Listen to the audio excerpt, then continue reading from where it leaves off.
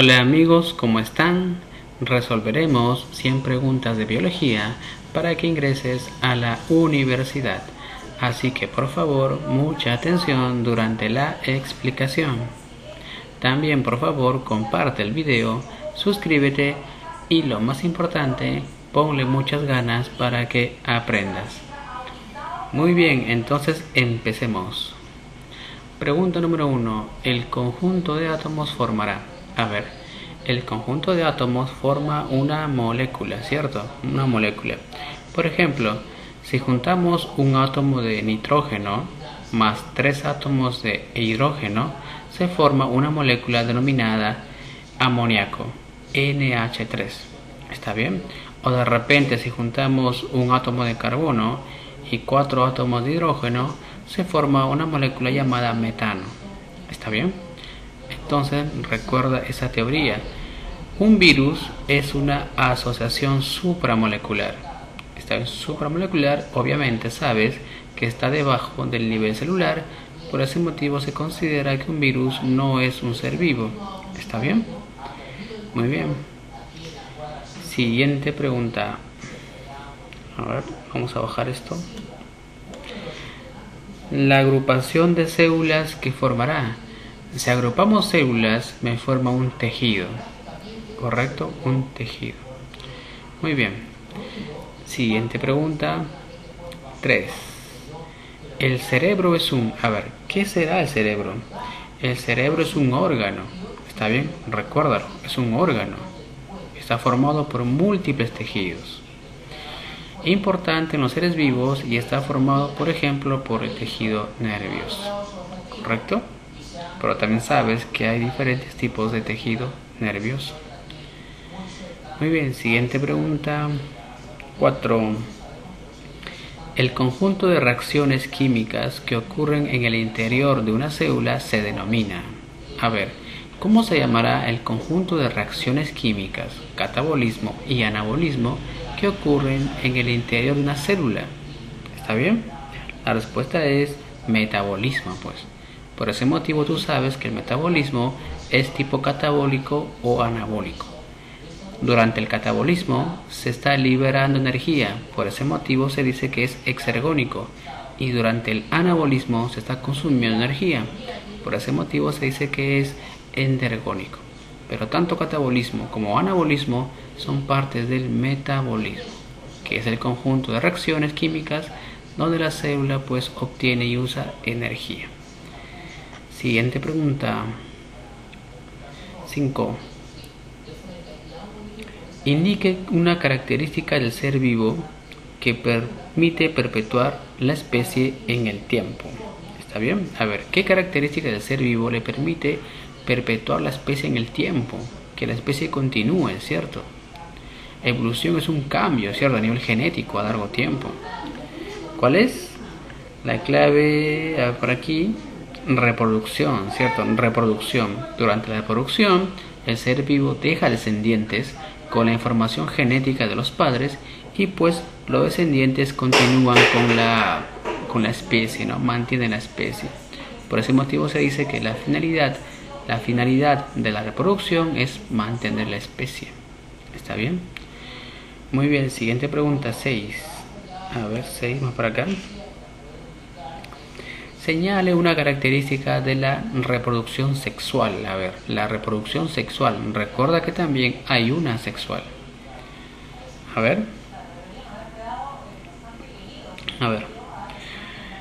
Participa un solo progenitor falso, ¿no? Durante la reproducción sexual participan 2 progenitores, el macho y la hembra. ¿Está bien? La C, no presenta variabilidad, falso. La sexual sí presenta variabilidad. No presenta cigoto, falso. La sexual sí tiene cigoto. El cigoto es la unión del óvulo con el espermatozoide. La E, participa un solo gameto, falso. Participan 2 gametos. Entonces existe una fusión de gametos. Por ese motivo existe una variabilidad, ya que los gametos están intercambiando pues sus genes. ¿Está bien? Hay fecundación, eso es verdad, ¿cierto? Existe fecundación en la reproducción sexual. La clave es B. Sin embargo, te comento que la clave A es un poco ambigua. ¿Sabes por qué? Porque un solo individuo, está bien, también podría originar pues una reproducción sexual. Por ejemplo, un hermafrodita. Un hermafrodita es un solo individuo que por sí solo se puede autofecundar, ¿entiendes? Y generar pues más descendientes.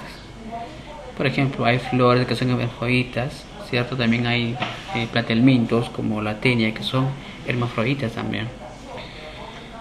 Muy bien, siguiente pregunta, 7. A ver, cuando el tallo de una planta crece hacia la luz, ocurre, a ver, el tallito de la planta está creciendo hacia la luz, está buscando la luz. Entonces, ¿cómo se llama ese fenómeno? Te cuento, mira, a ver, si es luz, el estímulo es foto, entonces busca foto, aquí está foto. Como es una planta, las plantas hacen tropismo, aquí está, fototropismo.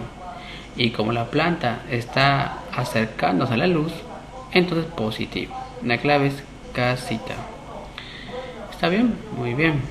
¿Qué pasaría si de repente te dicen las raíces? En el caso de las raíces serían fototropismo negativo, porque las raíces se están alejando de la luz. Muy bien, siguiente pregunta. 8 por 8, a ver. Ya estamos en el nivel intermedio. A ver, la palabra biología, ¿por quién fue propuesta? A ver, la palabra biología fue propuesta por Lamarck. ¿Está bien? Lamarck. Recuerda este dato. ¿Está bien? El mismo que propuso la primera teoría coherente, racional de evolución, también fue el primero que propuso la palabra biología. 9. Señale el organismo que no es considerado un ser vivo. A ver, ¿qué organismo no es considerado un ser vivo? ¿Está bien? Te darás cuenta pues que es el virus. Como ya te había comentado, el virus es una organización supramolecular que está debajo del nivel celular, y como la célula es la mínima unidad de vida, entonces un virus no está vivo. Por ese motivo un virus no se lo puede matar. ¿Está bien? La cianofita es una bacteria, también llamada cianobacteria. El gallito es un ave, ¿no? Etcétera. Pregunta número 10. Busquemos la 10, por aquí está. Los virus no son considerados seres vivos porque, a ver, ¿por qué los virus no son seres vivos? La clave es, ¿cierto? Porque no están formados por células. ¿Está bien? Porque no están formados de células. Recuerda que un virus no se reproduce, sino se multiplica. ¿Está bien? Los virus se multiplican. Los únicos que se reproducen son los seres vivos. Y un virus no está vivo. Por ese motivo un virus no se reproduce. ¿Está bien? Obviamente los virus tampoco tienen un metabolismo propio. Necesitan de un hospedero. ¿Está bien? Muy bien. Perfecto. Entonces los virus no son seres vivos porque no están formados por células. Muy bien. Pregunta 11. Si en una célula predominan las reacciones anabólicas, se producirá. A ver. ¿Qué pasaría si en una célula lo que predomina son reacciones anabólicas? Recuerda que una reacción anabólica también se conoce como una reacción de síntesis. Por ejemplo, la fotosíntesis es una reacción anabólica. La síntesis de proteínas es otra reacción anabólica. Entonces, en todas las reacciones anabólicas existe el crecimiento. ¿Está bien? Crecimiento. Clave barquito. 12. Un ejemplo de reacción anabólica es otro ejemplo de anabolismo. ¿Está bien? Anabolismo. ¿Cuál sería? Como ya te había comentado, la síntesis de proteínas. Todo lo que implica síntesis es anabolismo, recuerda. Y lo que implica rompimiento es catabolismo. ¿Está bien? Por ejemplo, acá, mira, degradación de glucosa, catabolismo. Rompimiento de glucógeno, catabolismo. Acción del jugo gástrico para degradar proteínas, también es catabolismo.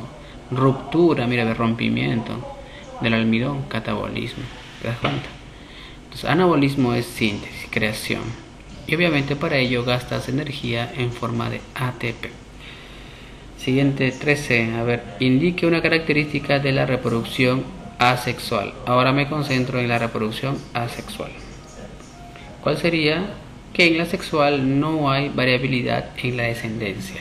Los hijos son genéticamente igual a las madres, ¿cierto? Si la madre es diploide, los hijos también serán diploides. Si la madre es, digamos, poliploide, ¿no? 8N, en las plantas sobre todo, los hijos también serán 8N. ¿Está bien? Muy bien.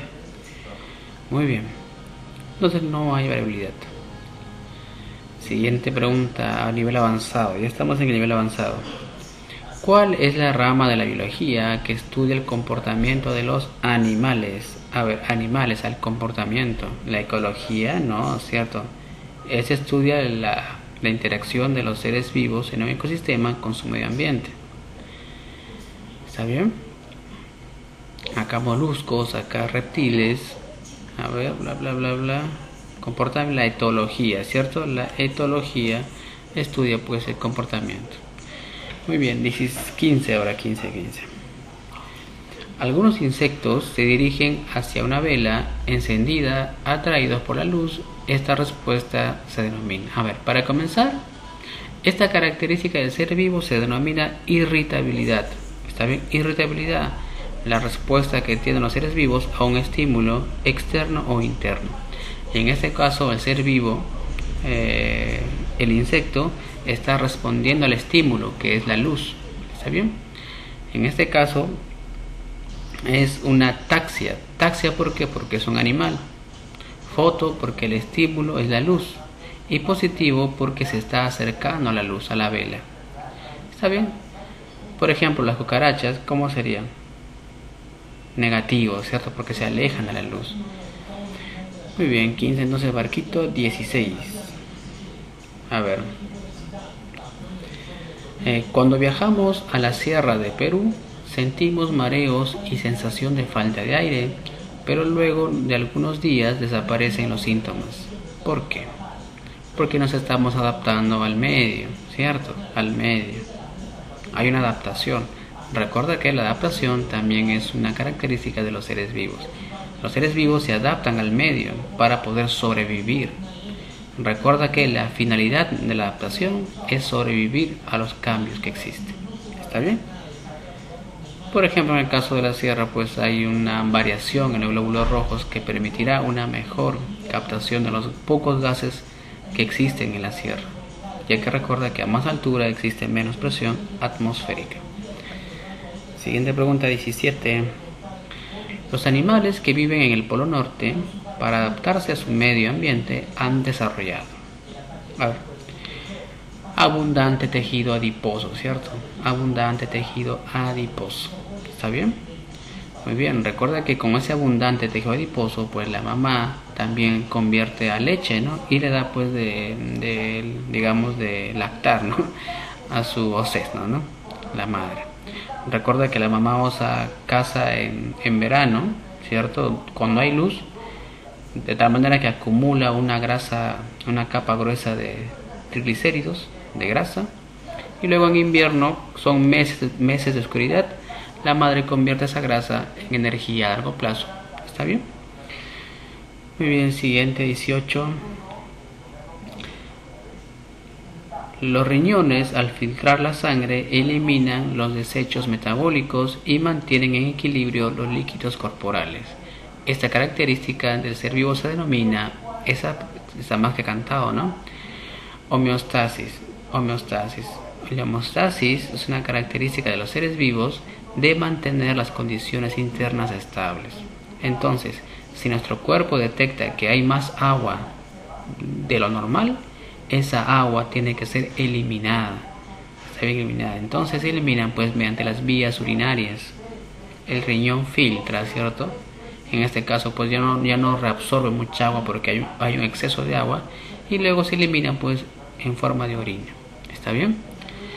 Y pues el objetivo es mantener el equilibrio siempre. Recuerda, homeostasis es mantener el equilibrio interno, ya sea de líquido, de temperatura, etcétera. Muy bien, ya acabamos ese primer bloque. Ahora el segundo bloque. A ver, vamos a tomar un poco de agua. Vamos bien de... A ver. Vamos a comenzar con el segundo bloque. A ver, empecemos. Señale el organismo unicelular que presenta célula tipo procariota. ¿Está bien? A ver, de los 5, ¿cuál será procariota? El virus ni siquiera está vivo. Cierto, un virus ni siquiera está vivo, por lo tanto no entra en la discusión. Una ameba es un protozoario, una alga es un protista, levadura un hongo, la cianofitia es una bacteria, ¿cierto? Una bacteria que hace fotosíntesis, pero es una bacteria, y como es una bacteria es procariota. Clave enanito. Siguiente, la 2. ¿Cuál de las siguientes estructuras está presente en una célula procariota otra vez? Ribosoma 80S falso, es 70S. Pared con celulosa falso, es pared con mureína. Núcleo falso, aquí no hay núcleo. ADN circular, eso es verdad, ¿no? Verdad, el ADN circular está presente en las procariotas. Sistema, peor todavía, es recontra falso. Clave es la D, ¿está bien? Muy bien. 3.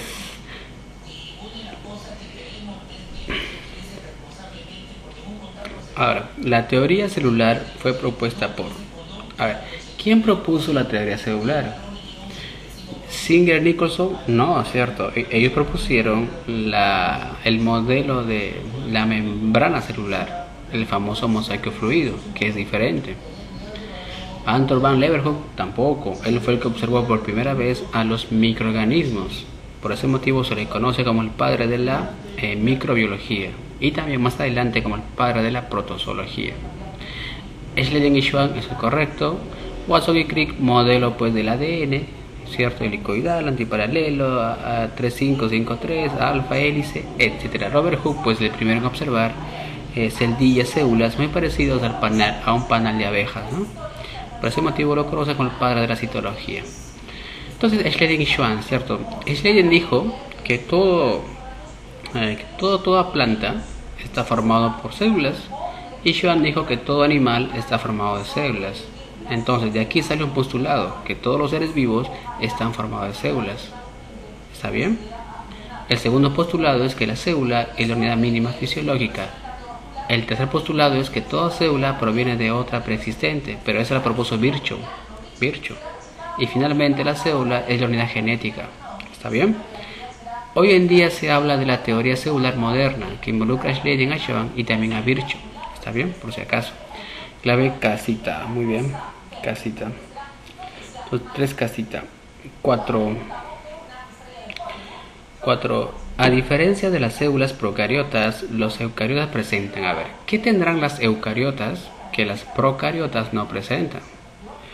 La clave es citoesqueleto, ¿cierto? El citoesqueleto solamente está presente en eucariotas, no en procariotas. El resto de acá sí lo presenta la procariota, mesosoma, nucleoide, mureína en la pared. ¿Está bien? Siguiente, 5, vamos. La pared celular secundaria en las células vegetales está formado principalmente por... A ver, ¿cuál sería? A ver, para comenzar, la pared celular de las plantas es bien complicado. ¿Por qué? Porque se dividen en dos, primaria y secundaria. Y la secundaria a la vez se divide en 3, capa S1, capa S2 y capa S3. ¿Está bien? Dentro de la secundaria entonces tenemos 3 capas, S1, S2 y S3, y la más importante y más gruesa es la capa S2, que se caracteriza porque tiene abundante celulosa. ¿Está bien? Clave casita. Muy bien, siguiente pregunta sería la 6, ¿cierto? Sí, 6 por aquí. Aquí está, a ver. Aquí está la 6. A ver. La membrana celular está formado químicamente por... A ver, A ver, ¿tiene fosfolípidos? Sí, eso es cierto. La membrana celular tiene fosfolípidos. ¿Tiene glucolípidos? También. Cierto, tiene glucolípidos. Que es un glúcido más un lípido, pues. ¿Tiene proteínas? Obviamente sí. Por ese motivo se dice que es lipoproteica, ¿cierto? ¿Tiene esteroides? Obviamente sí, también. Entonces la clave es D. La clave D. La membrana tiene todos ellos, pero ojo, algo muy importante. En sí, una membrana normal, escucha, tiene solamente lípidos y proteínas. El resto varía. Por ejemplo, esteroides, si bien es cierto, está presente en la membrana, pero de animales, no de vegetales. ¿Está bien? Muy bien. Siguiente. 7. A ver. La glucosa ingresa al interior de las células por qué tipo de transporte. A ver. La glucosa ingresa en la sangre, ¿cierto? De la sangre ahora tiene que ingresar a la célula. Porque si no, la glucosa se acumula en la sangre y eso es malo. Es malo que la glucosa se acumule en la sangre. Entonces la glucosa tiene que ingresar. Y cuando ingresa lo hace por el transporte. ¿Qué transporte? Difusión facilitada. Es decir, hace uso de una proteína. Correcto, de una proteína hace uso la glucosa. Pero recuerda, difusión facilitada no gasta energía. No gasta energía. ¿Está bien?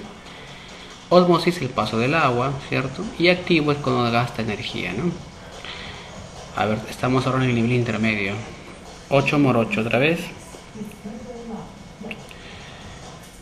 A ver, la estructura presente en los tejidos vegetales formada por pectatos de calcio y magnesio se denomina. Esa pregunta es un poco memorística, ¿no? A ver, para empezar, está presente en los vegetales y está formado por pectatos.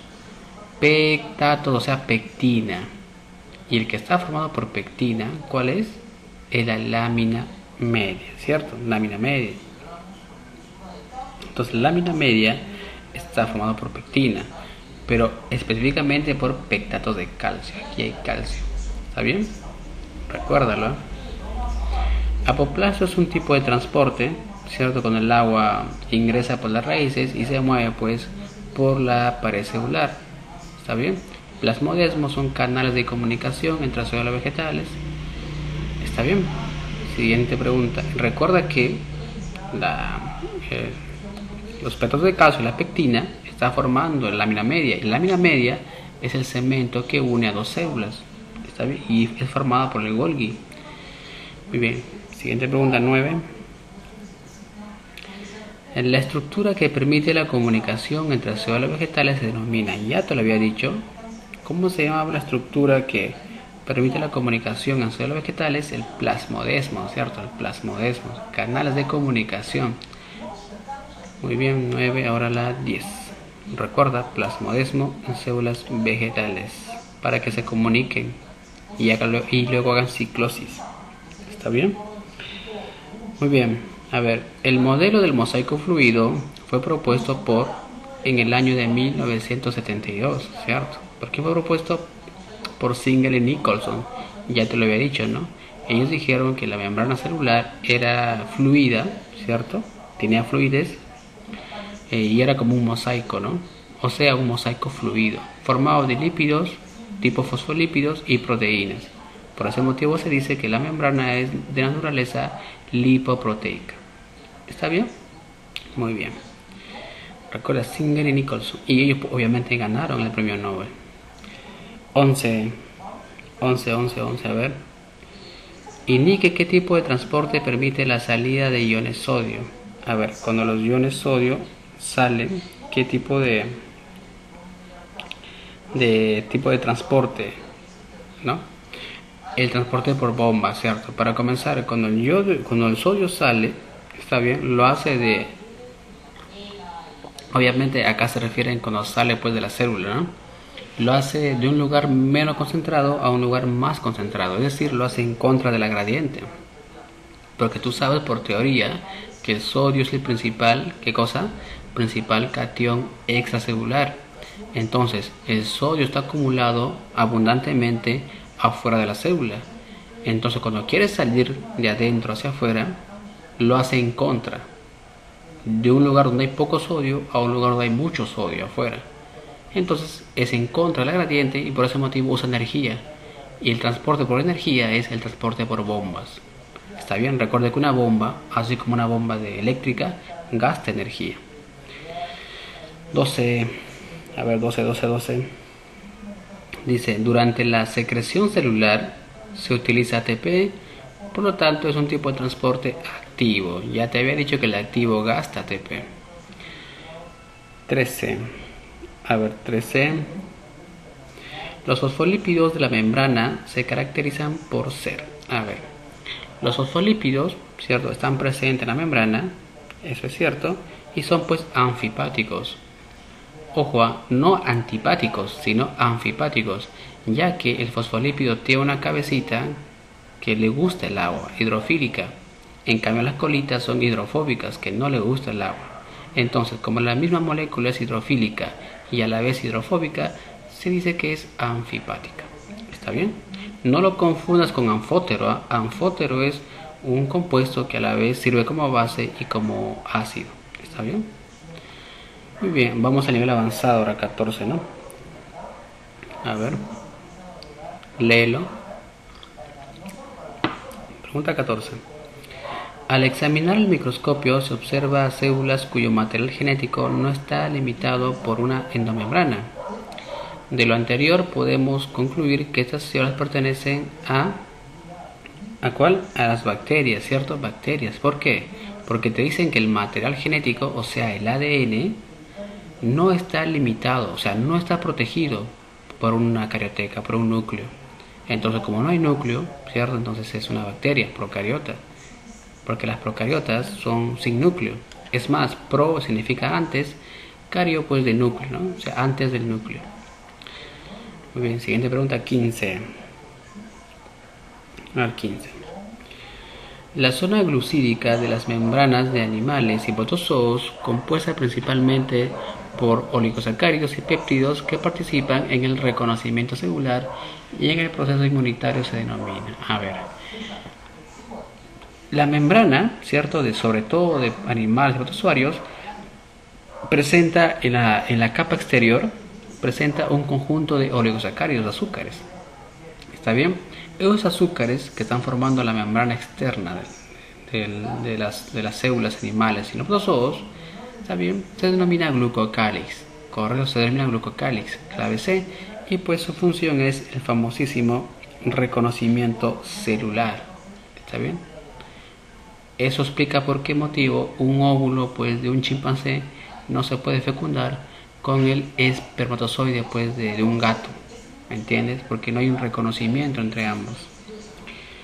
Muy bien, 16. Dice así. Los poros hidrofílicos presentes en la membrana celular están formados por... A ver, ¿por qué motivos están formados los poros hidrofílicos en la membrana? Por una proteína integral total, ¿cierto? Recuerda que una proteína integral es la que atraviesa totalmente la membrana.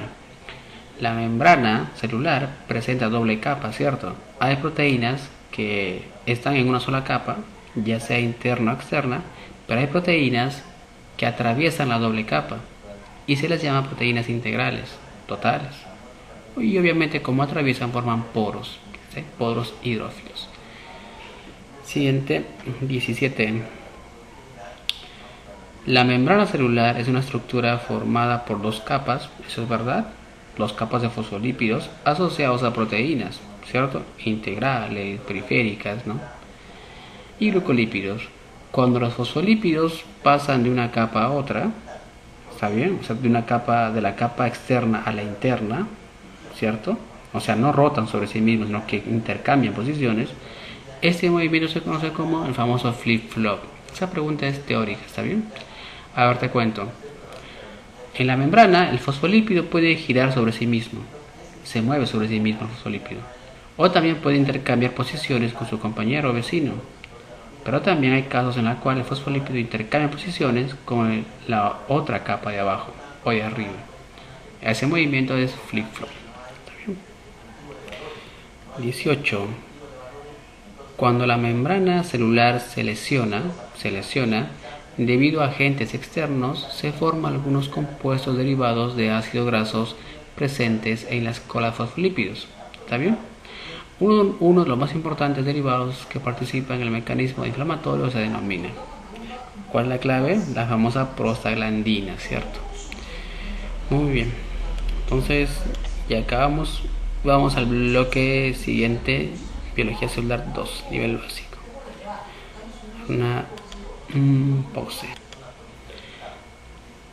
A ver, continuemos. A ver. Biología celular 2. Pregunta número 1. ¿Cómo se denomina la región de la célula que presenta citoesqueleto y organelas? A ver, si bien es cierto, sabemos que las células eucariotas presentan citoesqueleto, ¿cierto? ¿Dónde se encuentra ello? Se encuentra pues en el citoplasma. En el citoplasma. Y justamente el esqueleto de la célula se llama citoesqueleto. Y su función pues es darle soporte a la célula. Y también pues suspende a las organelas. Así como nuestro esqueleto sostiene a nuestro hígado, sostiene a nuestro corazón, igual también el citoesqueleto pues sostiene a las organelas, a la mitocondria, al cloroplasto, etc. A ver, hay un concepto que se denomina citosol. Te explico, a ver. El citoplasma es un concepto mucho más amplio que engloba al citosol. Se dice que el citoplasma está formado por citosol, citoesqueleto y organelos. Esos tres, si se unen, forman el citoplasma. El citosol solamente se refiere a la parte líquida, a la parte semilíquida. ¿Está bien? El citoplasma, en cambio, se refiere a todo: esqueleto, organelas y al resto. Siguiente pregunta. El retículo endoplasmático, ¿cierto?, presenta ribosomas adheridos y tiene como función. La clave, ¿cuál es? El rugoso, ¿no? El retículo rugoso presenta ribosomas y pues se encarga de la síntesis de proteínas. Es portable, ¿por qué? Porque luego las proteínas se dirigen a donde, al aparato de Golgi, donde ocurrirá pues la famosa post-traducción. ¿Está bien? Una modificación de la proteína.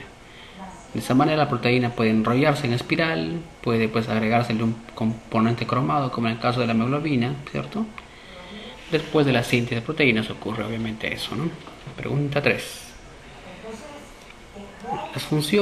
Las funciones de detoxificación celular y metabolismo de lípidos son realizados por él.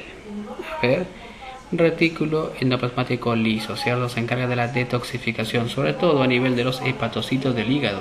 ¿Está bien? Por ese motivo cuiden su hígado, porque son grandes detoxificadores. Y también pues a la vez metabolizan, o sea, crean lípidos, pero no cualquier lípido, ¿eh? Sobre todo fosfolípidos, sobre todo. ¿Está bien? No tanto triglicéridos o ceras, fosfolípidos más que nada. Y dentro de ellos, ¿sabes? Está la famosa fosfatidilcolina, ¿cierto? Muy bien. Siguiente, 4.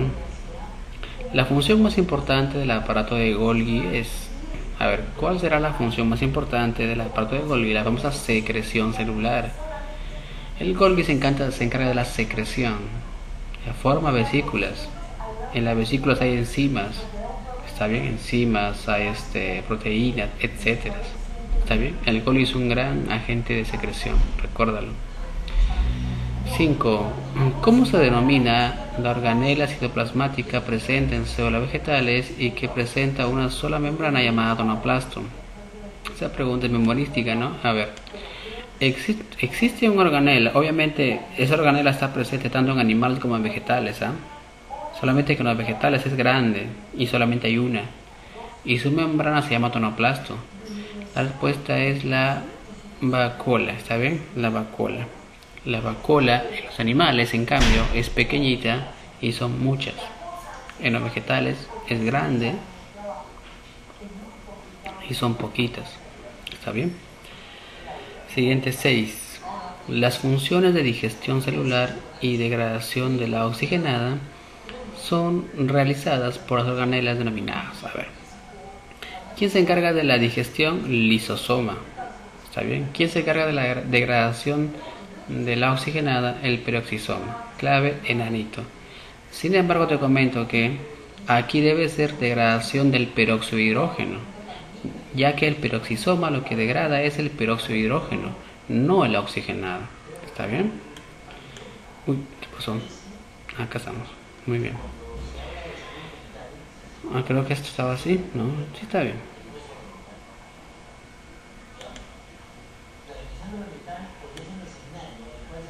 Ya, ahí está. ¿Está bien? Muy bien. Entonces, lisosoma y peroxisoma.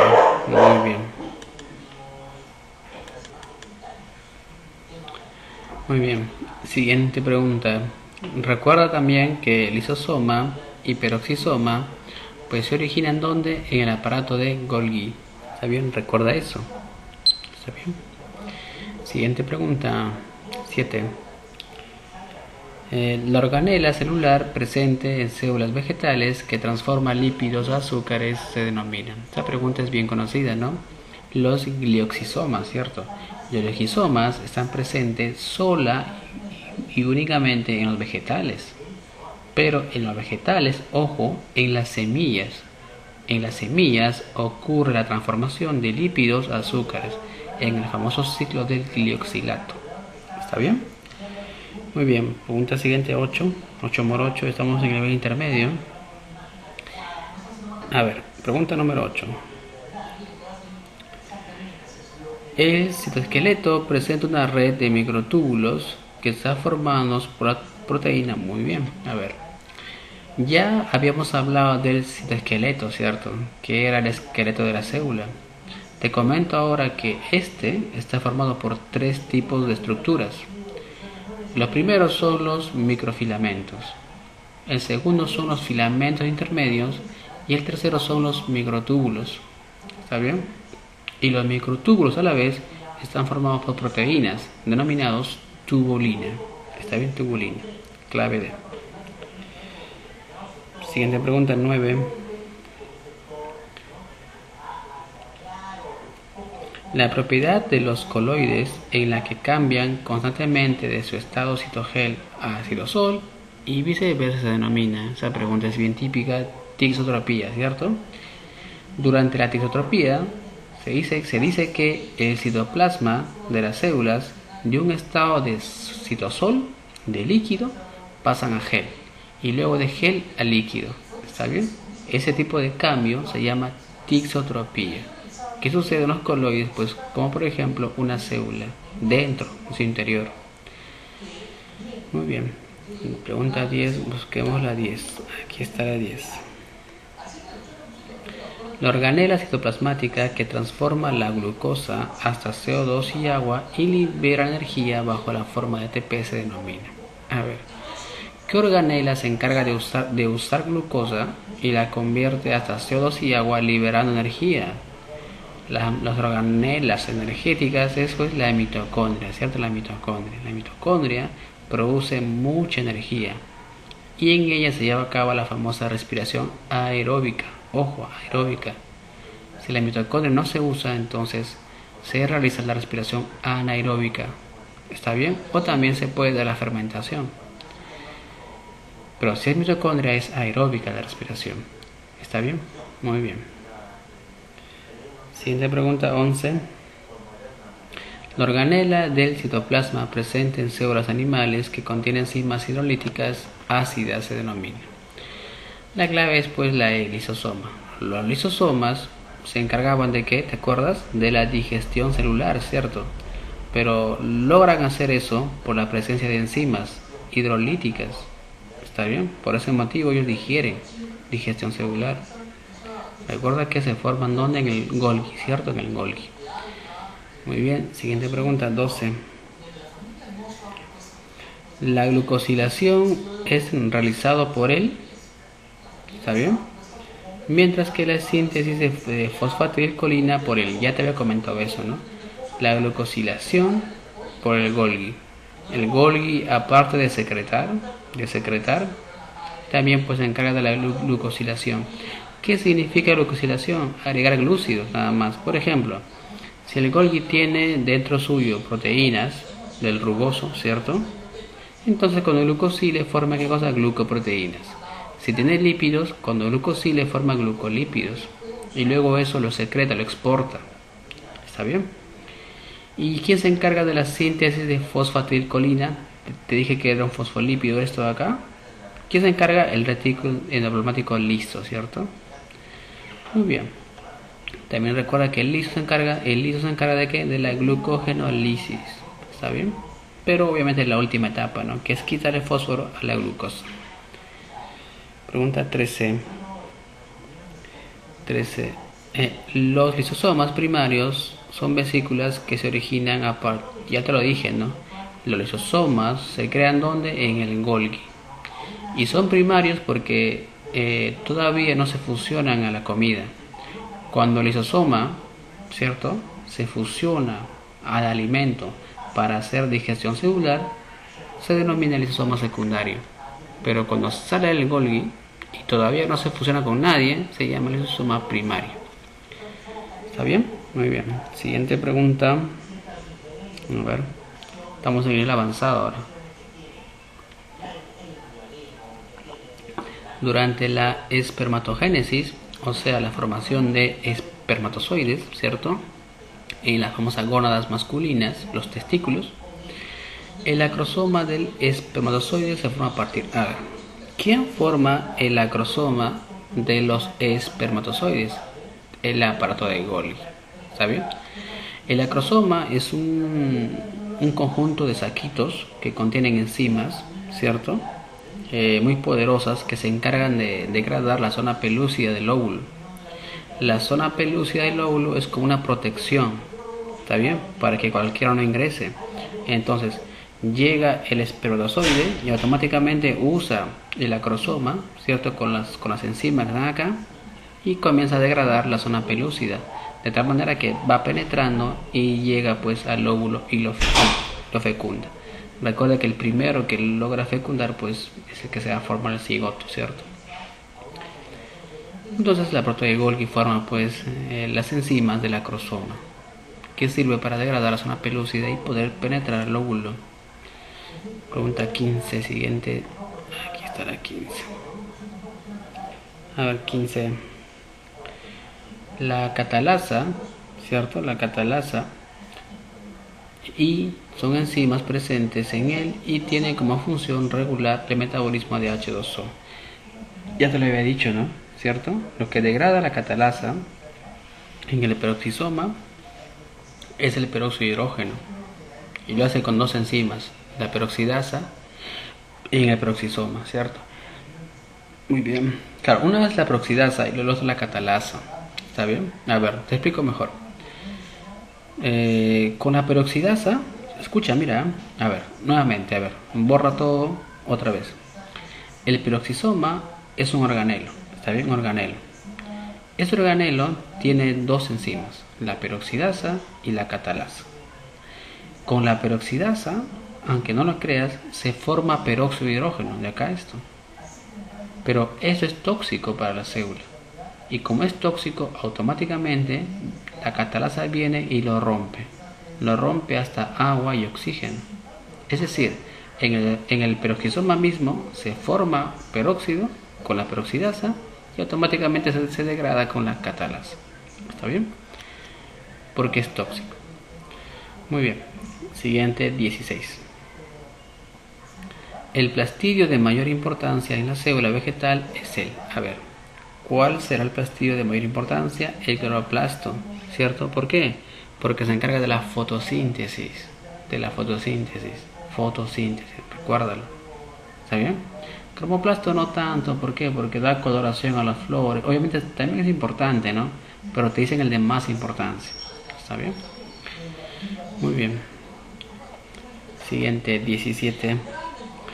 El centriolo y el axonema del flagelo están formados por proteínas tubulinas y se presentan respectivamente como. Bueno, esta pregunta es sobre cómo es la organización de un centriolo. El centriolo se organiza como 9 tripletes. Un centriolo es 9 tripletes, ¿cierto?, de microtúbulos.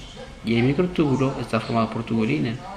En cambio, el axonema, que es la colita del flagelo, es 9 dupletes alrededor y 2 en el centro. Recuerda, los flagelos tienen esta estructura de acá. Pero también recuerda que un flagelo tiene axonema, que es 9 más 2, y tiene también el cuerpo basal, que es 9 más 0. ¿Está bien? porque un flagelo tiene dos partes, axonema y cuerpo basal. Muy bien. Yo también llamado cinetosoma, ¿no? Es otro nombre que le ponen al cuerpo basal, cinetosoma. Siguiente pregunta. Las glucoproteínas presentes en la membrana del retículo endoplasmático rugoso que permiten la unión de ribosomas a dicha membrana se conocen como. A ver, te pregunto, tú sabes que el retículo rugoso presenta ribosomas, ¿cierto? En superficie. Te pregunto, los ribosomas que están en la superficie del retículo rugoso, ¿mediante qué están unidos? ¿Cierto? ¿Mediante qué cosa? Entonces es una glucoproteína, más que nada una proteína, es un pegamento que une y se llama riboforina.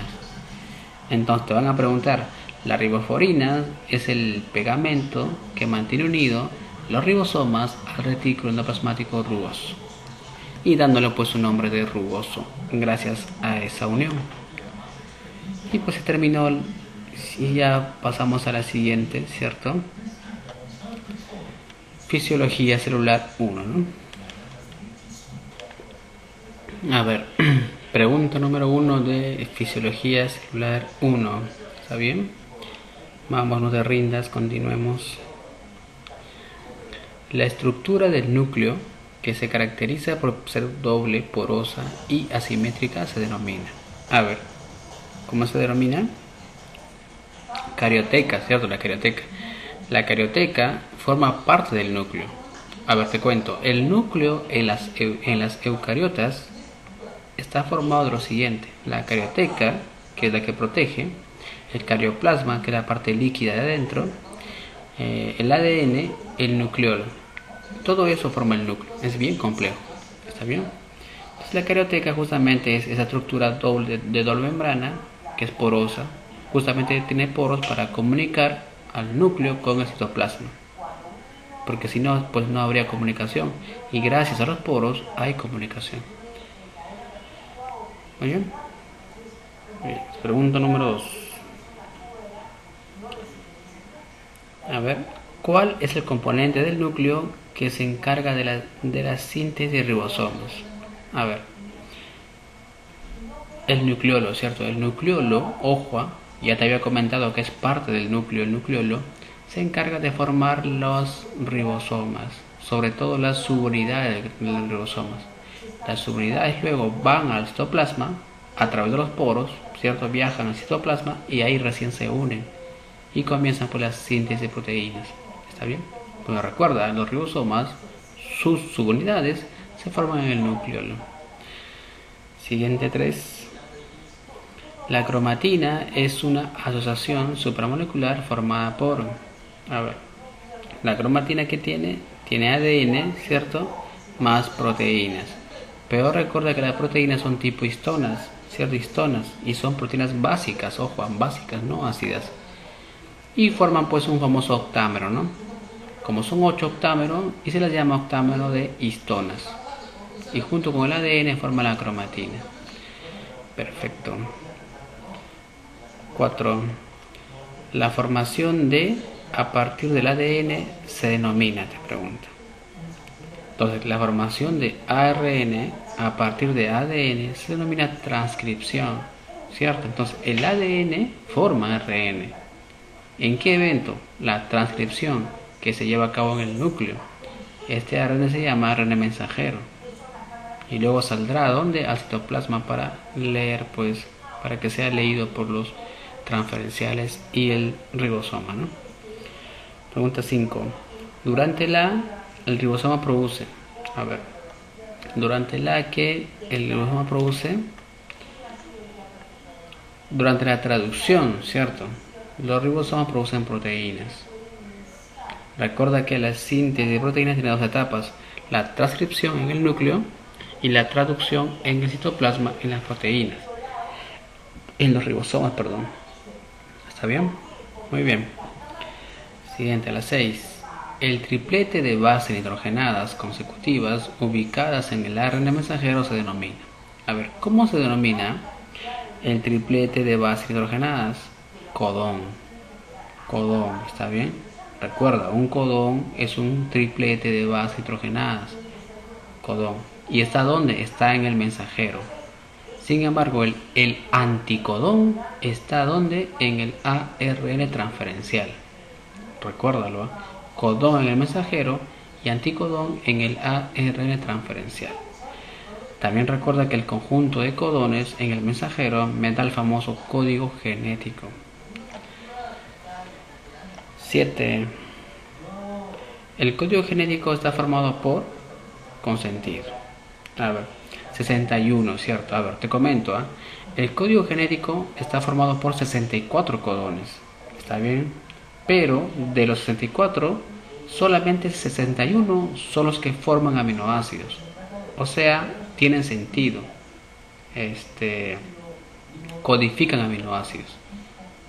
Y los 3 que faltan son codones de terminación, o también llamados codones de paro o stop. ¿Está bien? Muy bien, nivel intermedio 8×8, estamos ahí en la 8. La estructura celular que no es posible encontrar en el nucleoplasma de la célula eucariota se denomina. A ver, ¿cuál sería?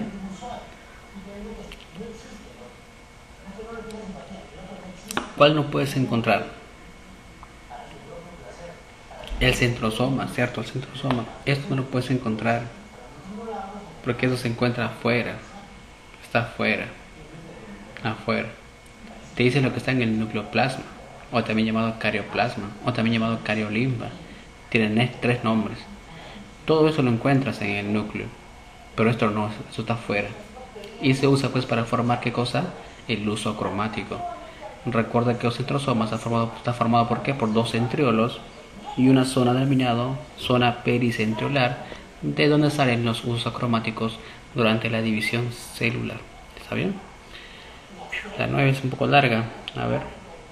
Dicen, respecto a la cromatina, señale la secuencia correcta, verdad o falsedad. Su unidad se denomina nucleosoma, eso es verdad. La unidad, la cromatina, se denomina nucleosoma. ¿El nucleosoma qué es? Fácil, es ADN con un octámero de histonas, lo que ya habíamos conversado. ¿Está bien? 2. ¿La histona H1 forma parte del octámero? No. El octámero está formado por H2A, H2B, H3 y H4, 2 de cada uno. Y el H1 está aparte del octámero. Falso entonces. La heterocromatina se encuentra unida a la carioteca, te pregunto, eso es verdad. Verdad, ¿está bien? Ahora, recuerda que existen 2 tipos de cromatinas, la eucromatina y la heterocromatina. La eucromatina es la cromatina activa, la que se traduce, ¿está bien? Pero la heterocromatina no se traduce, es inactiva. Y justamente el famosísimo corpúsculo de Barr es una heterocromatina que se encuentra en el cromosoma de las hembras, mujeres, ¿está bien? Te pueden preguntar, ¿no? El corpúsculo de Barr es una heterocromatina. Pregunta 10. Pregunta 10. Durante la transcripción de eucariotas ocurre la maduración del ARN, que consiste en la... A ver.